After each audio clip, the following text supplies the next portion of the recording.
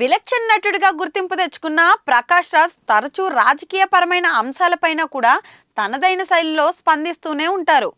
Just asking అనే hash tag తో social మీడియాలో తనదైన శైలిలో ప్రశ్నలు లేవనెత్తుతుంటారు.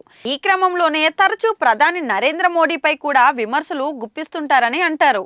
ఇలాంటి టైంలో కుల మతాలు పేరు చెప్పి పబ్బం గడుపుకునే వారిపై ఫైర్ అవుతుంటారని చెబుతుంటారు.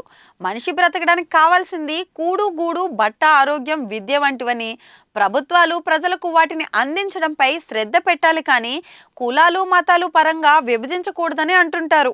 ఈ క్రమంలో చాలా మంది శత్రువులను ఎంతో మంది మిత్రులను సోషల్ మీడియా వేదికగా సంపాదించుకున్నారని అంటారు. అలాంటి ప్రకాష్ రాజ్ ప్రస్తుతం ఉత్తరప్రదేశ్లోని ప్రయాగ్రాజ్లో జరుగుతున్న మహాకుంభమేళాలో పాల్గొంటున్నట్లు, త్రివేణి సంగమంలో పవిత్ర స్నానం ఆచరిస్తున్నట్లు ఒక ఫోటో సోషల్ మీడియాలో అయితే వైరల్ అవుతుంది.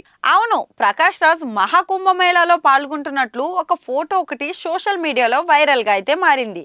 దీంతో నాస్తికుడినని చెప్పుకునే మీరు కుంభమేళాకి ఎలా వెళ్తారు? చెప్పేవాటికి చేసేవాటికి పొంతనే లేదు మీకు. చాలా మంది రాజకీయ నాయకులకు మీకు తేడా ఏముంది అనే కామెంట్లు అయితే సోషల్ మీడియాలో వేదికగా దర్శనమిస్తున్నాయి. దీంతో ఈ ఫోటో ప్రకాష్ రాజ్ దృష్టికి వెళ్ళింది. దీనిపై ఆయన ఘాటుగా స్పందించారు.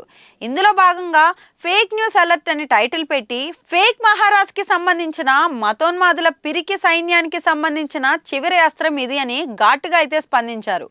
ఇదే సమయంలో వారి పవిత్ర వేడుకల్లో కూడా ఫేక్ న్యూస్లు వ్యాప్తి చెందడం ఎంత అవమానకరం అంటూ ఆ జోకర్లపై ఫిర్యాదు కూడా చేశాను, పరిణామాలను ఎదుర్కోండి అని కూడా రాశారు. దీంతో ఆ ఫోటో కంటే ఎక్కువగా ఇప్పుడు ఈ రియాక్షనే వైరల్ అవుతుందని అంటున్నారు.